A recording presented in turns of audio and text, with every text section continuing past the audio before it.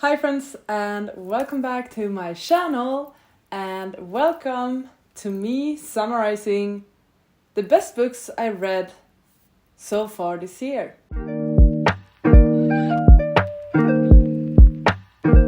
I asked on Twitter for video suggestions, and Sam from Griff Reads suggested that I make a best books of the year so far, or best book of each month type of video, and I thought it was a great idea, so that's what I'm gonna do. I plan on talking about both my favorite books from each month, but also the books I liked the least from each month. I'm gonna do it in chronological order as well, and I might also do some shout outs for books I enjoyed.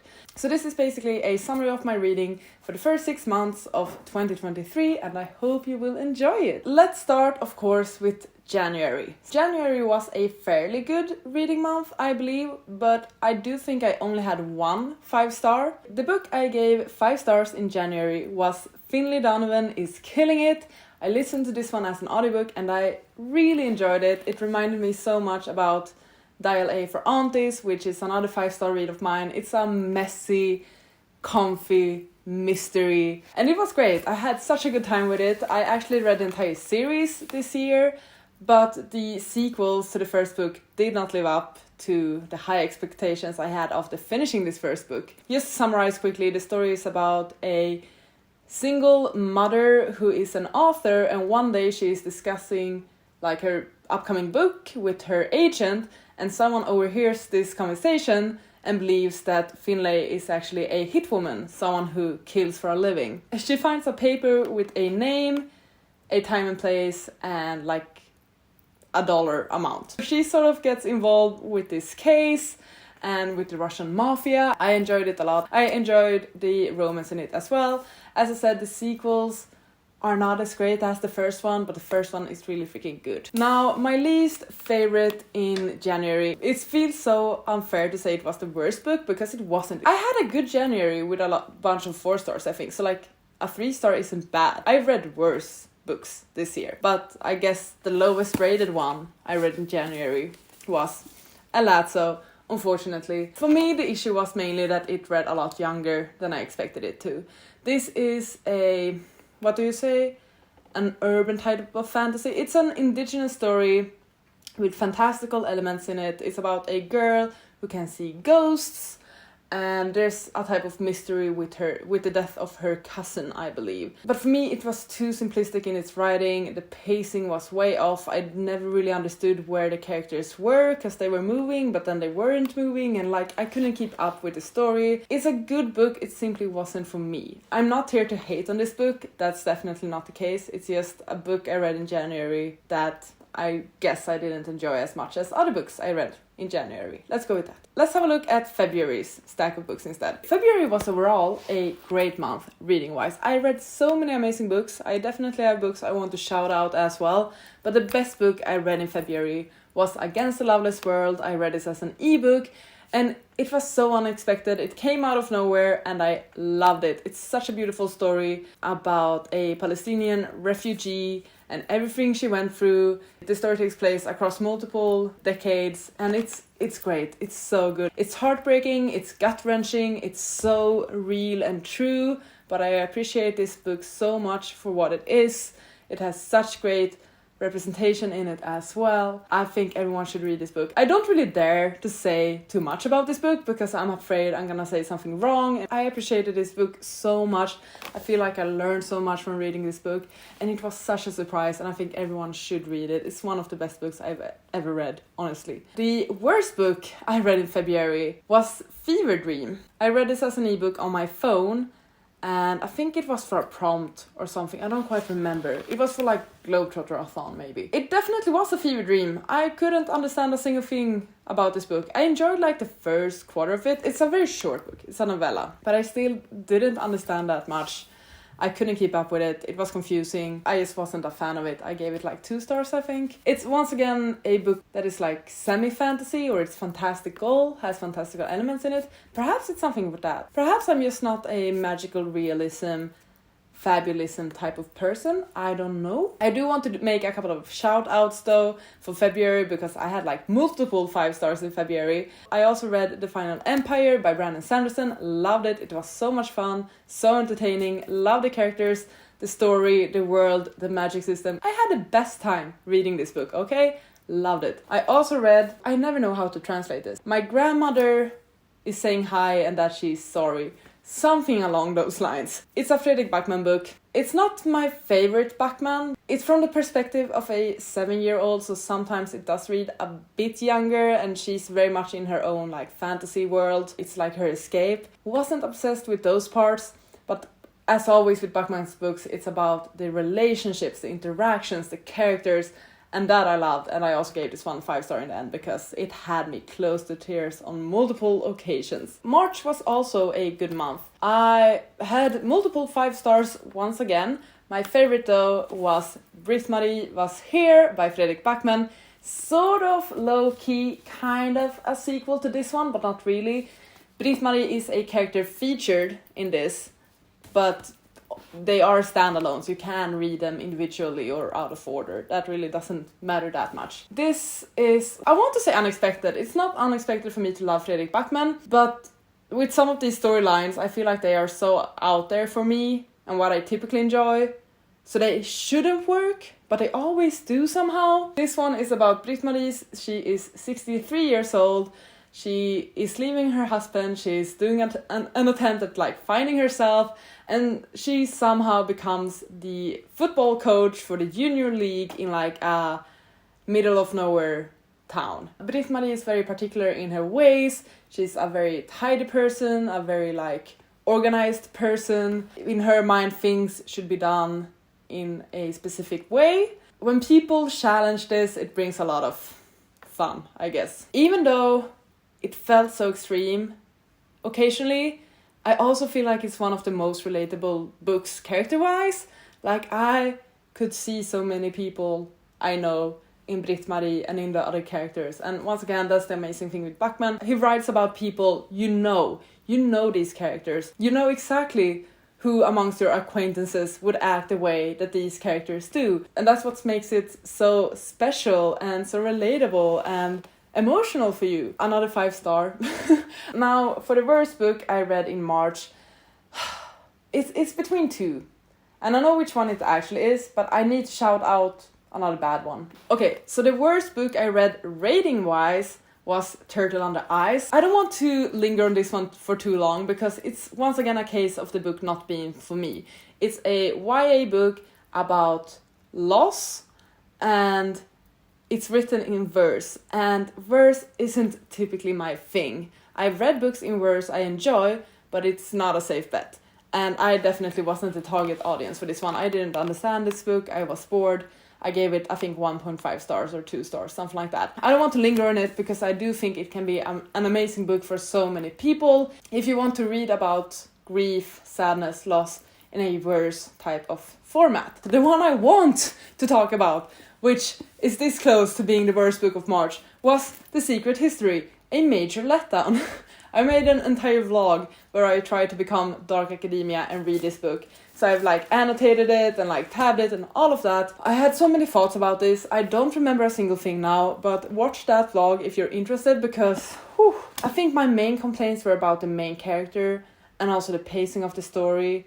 And just the fact that I did not care for any of these people and none of them were likable. I get the impact this book had on the Dark Academia aesthetic and on like Dark Academia books and the genre or subgenre. I get that, but I don't get the hype regarding like its characters and its setting and all of that. Like, nah, not a fan. It looks nice with the tabs though, and it's amazingly floppy. It took so long for something to happen as well. Like, it was so boring for so long. I had beef with this book.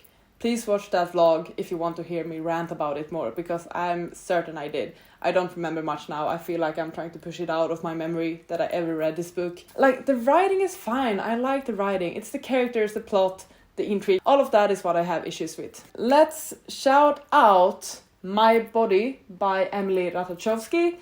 It's an essay collection written by Emily, so it's like a memoir type of book as well, non-fiction, I loved it. I thought it was gorgeous. I listened to this one as an audiobook. Emily is the one who narrates it as well. You could really hear her voice breaking at multiple times as she was reading her own essays. And it's a lot about femininity, sexuality. She's a model, an actress.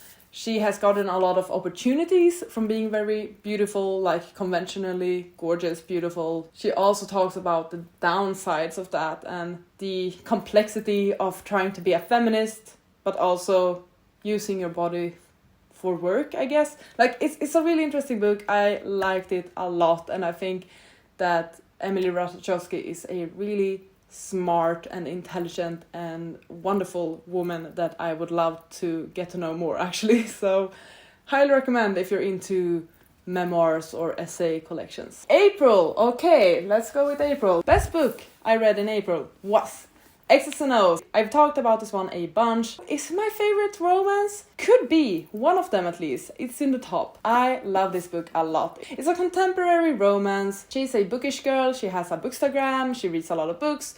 And she wants to attempt to create her own second chance romance. Online dating and all of that isn't working for her. So she decides to go back to her exes. Or at least examine the possibility of perhaps getting back together with her exes. And to her help, she has her roommate, Trevor, I think his name is. And they sort of have this buddying friendship type of thing where they have a lot of great banter and they tease each other and they talk about stuff.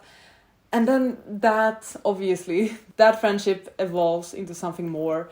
And I was obsessed with it. I thought it was so good. This book made me smile like a freaking fool. I had a lot of praise for this one. There's also a vlog where I read this book. I will make sure to link it as well. I read all my Afterlight books. Highly recommend if you're looking for a fun romance. For my worst book of April was another Afterlight book, and that was For Her Consideration. This was so disappointing because it's about this sapphic couple in LA. They work in showbiz. I thought it would be so entertaining and glamorous and fun and exciting and thrilling. It was boring AF. I'm sorry about that, but it was. I didn't like the characters. I didn't care for the characters. I felt like the author really made no attempt to make the story interesting or exciting. They kept it so basic, so low stakes. It was just depressing in many ways. I think I gave it 2 stars or something. It's not awful, but it was just boring. It was not what I expected from a sapphic story taking place in Hollywood. I do feel like a lot of the books I'm talking about now are books I've already talked about in my videos, so perhaps this is just repeating myself, I don't know. Let's have a look at May instead. Okay?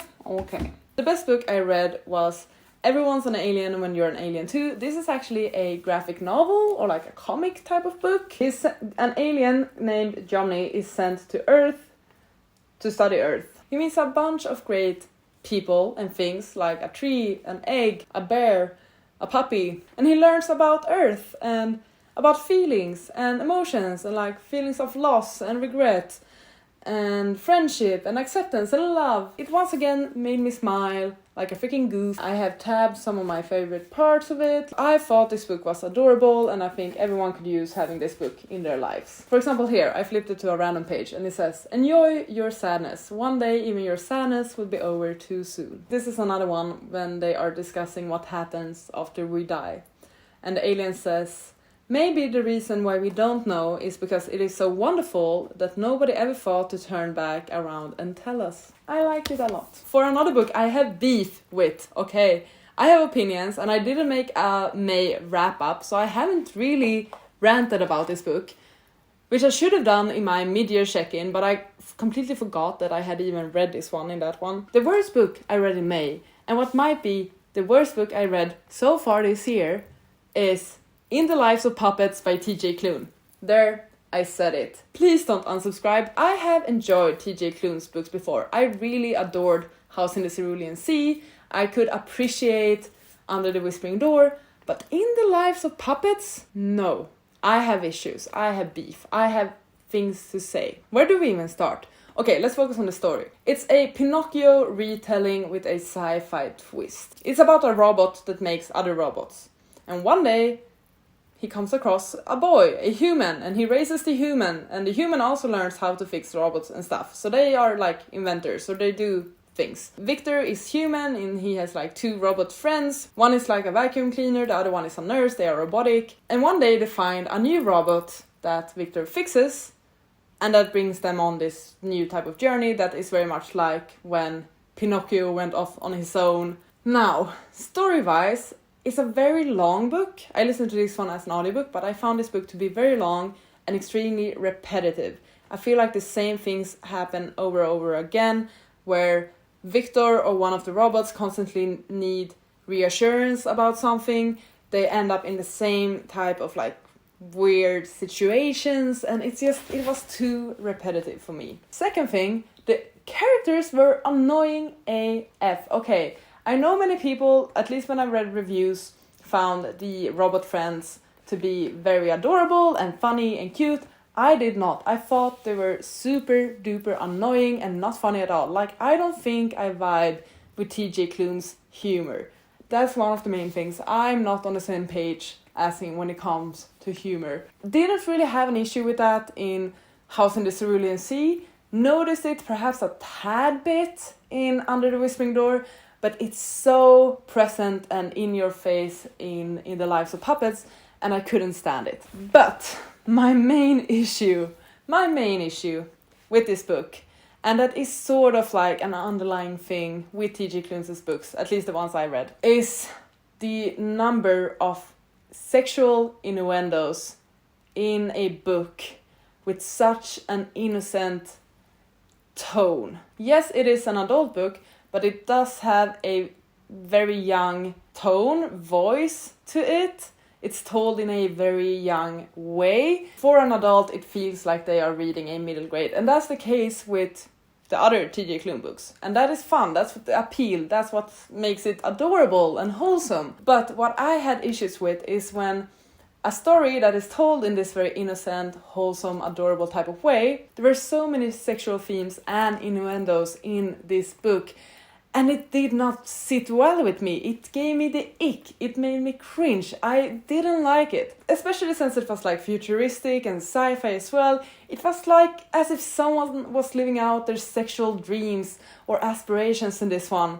But with this setting of this Pinocchio-esque character that is very young and innocent and also asexual, not that it matters. You can have an asexual character and still have sexual themes. That's not the point. It felt so off. And like when the robotic friends are making sexual jokes or sexual remarks. And yes, I get that they are trying to normalize everything and like talk about sex and masturbation and asexuality and all of that. Not have any stigma around it. Like keep it very upfront and center. But it was so freaking present. It made me uncomfortable. It made me feel weird. And I'm not someone that's weirded out by sex in books. I'm really not. But in this book, and the way T.J. Klune writes it, I am. It's making me doubt if I will ever read a T.J. Klune book again, actually. Because I really did not like this. Honestly, I should have DNF'd it, and I can admit that. I should have DNF'd this book, because I knew well, like halfway through or something, I knew that I was not going to give it a high rating. But I wanted to finish it out of spite, so I could give it a low rating and rant about it. Because the thing is, I only allow myself to rate books if I completed the books. So if I DNF a book, I don't rate it. And I wanted to rate this low because I wanted to share my opinions on it, and I freaking did. Let's go to a happier topic, or perhaps not necessarily happier, but the shout out for May, because I do have a shout out. The book I want to shout out for May is As Long as the Lemon Trees Grow. This was a stunning and beautiful book. It's about a girl who's trying to save her family and flee from Syria, as there is an ongoing war happening there. So she's doing what she can to like earn money, save it up, make sure they can get on a refugee boat and flee the country. But she has a lot of trauma that she's experiencing. She's also working at a hospital, so she sees a lot of hurt. But one day she meets a guy, and they sort of become each other's comfort and safety throughout all of this. And it's a stunning book with beautiful writing. I can't believe that this is a debut. Highly recommend this book. It's gorgeous. Let's now talk about June, the final month. In June, I didn't actually read that much. I traveled a lot, so I didn't have that much time to read. But my favorite book in June was A Darker Shade of Magic by Wee Schwab. This was a reread for me. It was a reread for the A Darker Shade of Magic read-along that I'm hosting now this summer. There's still time for you to join if you would like to jump in for the second or third book in this series. It's my first time rereading this book and I loved it. Once again, 5 stars. I love this world. I love the characters. I love the way it's written and the storytelling. I've talked about this a bunch as well, but this book is about parallel Londons. We have grey London, red London, black and white London. These Londons have various degrees of magic in them, and some people can travel across these Londons. We meet Kel, our main character. He can travel across Londons and he occasionally smuggles objects and items across these Londons. He smuggles an object he shouldn't have, gets in trouble, meets a character named Delilah, or who's called Lila, and they, I guess, sort of go on this adventure together. It's a very accessible adult fantasy, I would say. It's very easy to get into and a great choice for someone who perhaps is not that well-versed in fantasy or is scared of reading epic adult fantasy. I feel like this is a good way in. Very accessible writing, fast-paced writing, a character-driven story, fun magic system. You won't regret picking this one up. I highly, highly, highly recommend it. The worst book I read in June, which I can't show you because I have unhauled it, was From Blood and Ash. You haven't heard me talk about this one because I didn't feel my June wrap-up. I think I gave this one 1.5 stars or 2 stars. It was quite a disappointing read for me because the first half of the book is so extremely boring. Nothing happens, nothing is explained, and I'm starting to realize that reading books where no one explains things and that's part of the mystery is so boring and such a bad tool in books to like set up these characters in a, oh, you're gonna do this and you're supposed to do this and you're gonna do that. We're not gonna tell you why. We're not gonna explain how things work because that's gonna be revealed later in the book. But honestly, that's such a bad tool because it does not entertain the reader either. The reader will also get bored from books that are set up that way. And I definitely got bored from reading this one, which was the last thing I expected from reading this dark romance fantasy that was super hyped a few years ago. The thing with this book, and I'm gonna say it now, once again, please don't unsubscribe. It's neither a good fantasy, nor is it a good romance. Yep, I said it. The story is about this girl, what's her name? Penelope or something like that. Maybe not, I don't remember. But she's the maiden, okay? She is supposed to be like shielded away from the world. She's not supposed to be touched. She's not supposed to talk to anybody. She is shielded away and will somehow be used for the benefits of the kingdom in the future. No one knows why. No one explains why she is the maiden and why we have these rules. It's sort of like this religious thing. She doesn't like this, so she goes on her own adventures, and then she gets a hot bodyguard and she falls in love with him, basically. First of all, if you have this person that is so important for your religion, for your kingdom, for the future of the country, I think you would enforce your rules a bit more, okay? She kept running off everywhere and there were no consequences. Everyone felt sorry for her and allowed her to do whatever she wanted. And like did things they weren't supposed to do, or taught her things that she wasn't supposed to know, or allowed her to have the hot bodyguard that obviously is gonna make her drop her panties. If this person is that important to you, you would make sure that people stayed true and honest to the rules and restrictions, laws a bit more. I feel like she had it too easy, considering that she was supposed to not have it easy. And overall, just having a character like that as well, that just complains about everything all the time, it gets annoying, it gets boring, it gets frustrating, it gets repetitive. Then the second half of the book, things started to happen, but I do feel like by the last 100 pages or so of this 600-page book was a mess. The scenes didn't make sense, there was no proper pacing, and it was so freaking repetitive as well. And like there are these big reveals that I, by the way, could foresee like halfway through the book. Very proud of that. Also, the romantic interest, Hawk. First of all, the name, but Hawk. He got so insanely possessive by the end of the book in a way it's not hot, it's not romantic. He got so like disrespecting of her wishes. He only enforced the things that he wanted. I'm not against a guy that does things for his love interest or for the one he loves, like who goes to the extremes, I'm all for that.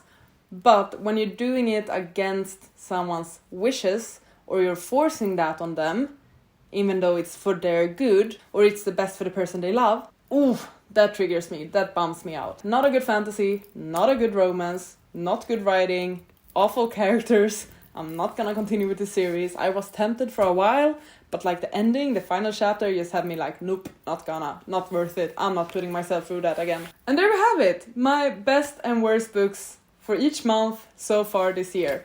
I'm actually so glad that I could rant about the books I didn't like. I haven't had a chance to talk about a couple of them, and to have the chance now, it really helped. Overall, my reading this first half of the year has been really good. I've had at least 1 5-star each month. I also haven't read that many bad books. Yes, I've been bored by books, but I think I read worse last year. If I were to choose the best and worst out of the bunch of books I've talked about, I think I need to say that the best book, it's gotta be Against the Loveless World. I mentioned it in my mid-year check-in and other things as well. Worst book, it's definitely a tie between like Secret History, In the Lives of Puppets, and From Blood and Ash, mainly because of how much they frustrated me. Out of those, I must say that In the Lives of Puppets was the worst. Honestly, like I should have DNF'd it. I know, I'm well aware. Yeah, I would be curious to know what your thoughts about these books are. If you have read any of these books that I talked about today, please let me know, and let me know what you thought of them. Am I the only one who hated on In the Lives of Puppets and From Blood and Ash and The Secret History? I hope you got some perhaps recommendations from this video as well, because there truly are amazing books in this video that I've talked about and given shoutouts to, so I highly recommend you to check those out if you haven't. Thank you so much for watching this video. I really do appreciate it. I'm sorry if my uploading is a bit sporadic. Life is happening. We all know that. Life happens. Things get in the way, things don't go according to plan. People get busy, especially during the summer as well. But I must say that I appreciate all of you so incredibly much, and I always look forward towards filming a video and editing it and publishing it. So yeah, I just wanted to say that. Thank you so much for watching this video. I really hope you enjoyed. Please take care, and I'll see you on the next one. Goodbye! You gotta just go for it. Don't think about what comes after or what came before.